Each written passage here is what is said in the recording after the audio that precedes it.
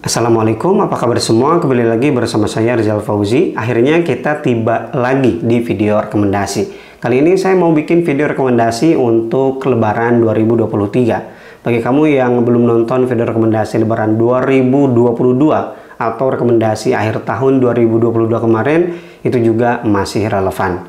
Dan di video rekomendasi kali ini bakal ada beberapa smartwatch lama yang sudah saya rekomendasikan, saya masukkan lagi. Karena ada beberapa penyesuaian harga yang pastinya harganya jadi lebih murah. Sebelum saya mulai, ini murni pendapat pribadi saya. Jadi kalau kamu punya pendapat sendiri silahkan tulis aja di kolom komentar. Boleh banget.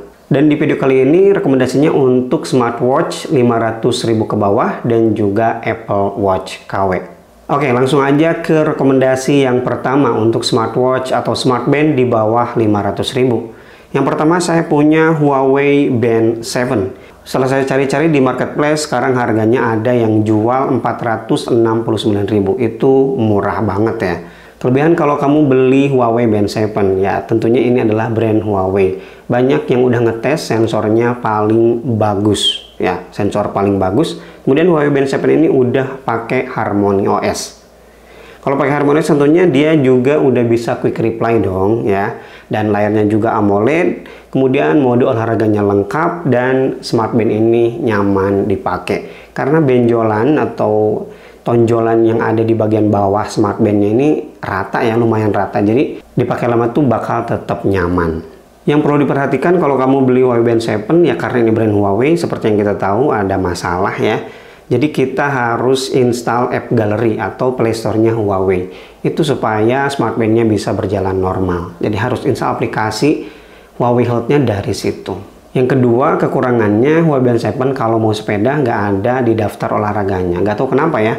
Kalau kamu masih pakai Huawei Band 7 dan ada update, ada perbaikan, silahkan tulis di kolom komentar.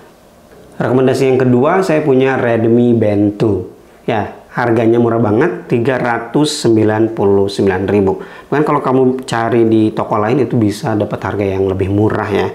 Nah, kelebihan dari Redmi Band 2 tentunya karena ini brand Xiaomi, brand yang udah mapan. Kemudian meskipun harganya murah, dia udah punya sensor BPM dan SPO2 all day ya. Ini all day, jarang banget harga segini ada fitur SPO2 all day.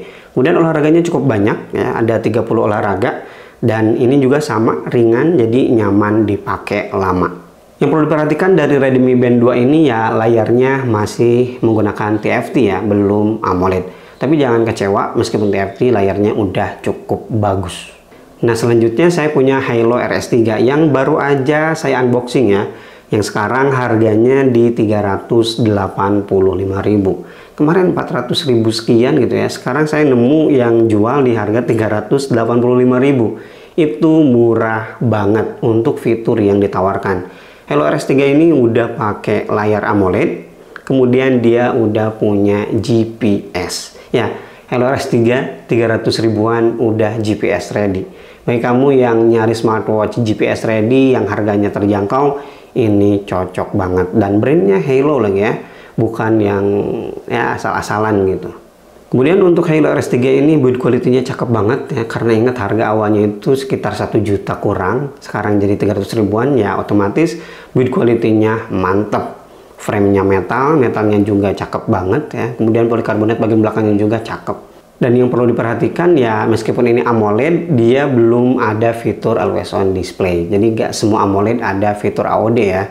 Kemudian yang kedua, Halo RS3 ini gak dapet update software. Jadi pengalaman saya dari dulu ya, kemudian pas saya beli lagi, ini gak ada update software sama sekali. Dan watch face-nya terbatas. Tapi sebenarnya kalau ingat harganya yang cuma 300 ribuan, ya termaafkan lah ya. Rekomendasi yang keempat, yang terakhir untuk smartwatch di bawah 500.000 adalah Eagle Valor. Dibanderol di harga 499.000, ternyata Eagle Valor ini salah satu yang paling laku di Shopee. Jadi masuk 3 besar. Penjualannya banyak banget. Itu baru dari official store-nya aja. Kelebihan dari Eagle Valor ini ya layarnya udah AMOLED. Ya jarang sekali ya untuk smartwatch di bawah 500.000 ngasih layar AMOLED. Yang kedua, desainnya ini tipis dan juga minimalis. Jadi cocok bagi kamu yang nggak pengen punya smartwatch yang berat-berat gitu ya. Yang perlu diperhatikan kalau kamu beli Eagle Valor itu ya mungkin softwarenya ya yang nggak jelas dapat update atau enggak. Saya pakai sebentar waktu itu dan saya jual lagi, jadi saya nggak tahu apakah ada dapat update software atau enggak. Silahkan kasih tahu saya aja ya di kolom komentar. Oke, itu dia 4 rekomendasi saya untuk smartwatch atau smartband di bawah 500.000. Kalau kamu punya rekomendasi lain, jangan sungkan tulis aja di kolom komentar. Kita lanjut ke rekomendasi Apple Watch KW. Sebenarnya untuk rekomendasi Apple Watch KW ini, kalau kamu suka nontonnya full di setiap review Apple Watch KW, pasti tahu lah yang bakal saya pilih itu apa. Oke, langsung aja ke pilihan saya untuk Apple Watch KW. Yang pertama adalah Hello Watch 2 atau H11 Ultra. Yang plusnya, yang versi upgrade-nya. Nah, ini dibanderol di harga 699.000. Kelebihan dari Hello Watch 2 ini bezelnya tipis banget dan juga layarnya cakep. Meskipun bukan AMOLED ya. Dan dia juga punya fitur always on display. Kemudian build quality-nya juga cakep dan Hello Watch 2 kompatibel dengan aksesoris Apple. Itu penting bagi kamu yang pengen gonta-ganti aksesoris. Kemudian dia juga punya storage 1 GB ya buat penyimpanan musik. Jadi udah bisa musik playback langsung dan support Bluetooth call. Dan yang perlu diperhatikan kalau kamu beli Hello Watch 2, seperti yang selalu saya kasih tahu ya, kalau kamu beli Apple Watch KW kayak gini, ya sensornya menurut saya kurang bagus. Sedangkan untuk update software, kemarin saya dapat sih update software, jadi agak kaget sebenarnya untuk smartwatch kayak gini nih, masih diperhatikan update software. Cakep. Yang kedua, HK8 Pro Max. Ya, HK8 Pro Max, bukan HK8 Pro Ultra. Karena yang paling baru itu yang Max yang layarnya udah AMOLED. Ya, layarnya udah AMOLED. Ini dibanderol di harga 745.000. Kelebihan dari HK8 Pro Max ya, tadi saya udah bilang layarnya udah pakai AMOLED, jadi masih sangat jarang Apple Watch KW yang layarnya pakai AMOLED dan dia juga udah support always on display. Kemudian UI-nya, ini salah satu UI yang paling smooth yang saya temukan di bawah harga, di bawah 1 juta. Cakep banget.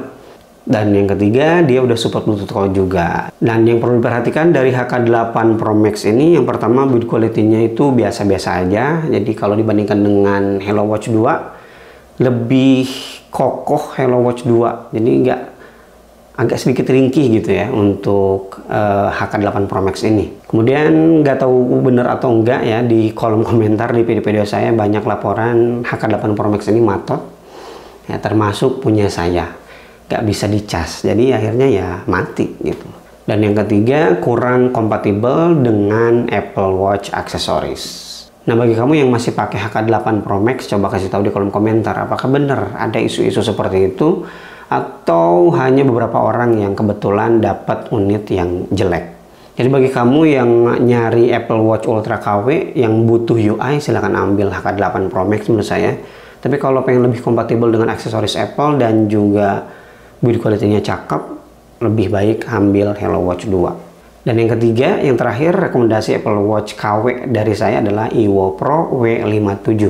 Ada yang baru emang Evo Pro W58, tapi lebih recommended W57. Dibanderol sekarang di harga 599.000. Ya, kelebihan dari Evo Pro W57 ini ya bezel-less ya, layarnya cakep banget meskipun bukan AMOLED, tapi saya puas dengan layarnya. Kemudian dia juga udah support Bluetooth call dan watch face-nya itu banyak banget. Yang perlu diperhatikan ya sama seperti dengan Apple Watch yang lainnya, UI-nya biasa aja dan juga sensornya nggak begitu bagus. Jadi emang Apple Watch KW selalu saya bilang ini bagi mereka yang pengen tampil gaya, bukan buat fitness tracker. Oke, itu dia rekomendasi smartwatch dan smartband di bawah 500.000 dan juga Apple Watch KW. Bagi kamu yang punya rekomendasi sendiri, silahkan kasih tahu saya di kolom komentar. Dan tunggu episode selanjutnya untuk 500.000 ke atas. Oke, terima kasih bagi yang udah nonton video rekomendasi ini sampai selesai. Rizal Fauzi pamit. Wassalamualaikum warahmatullahi wabarakatuh.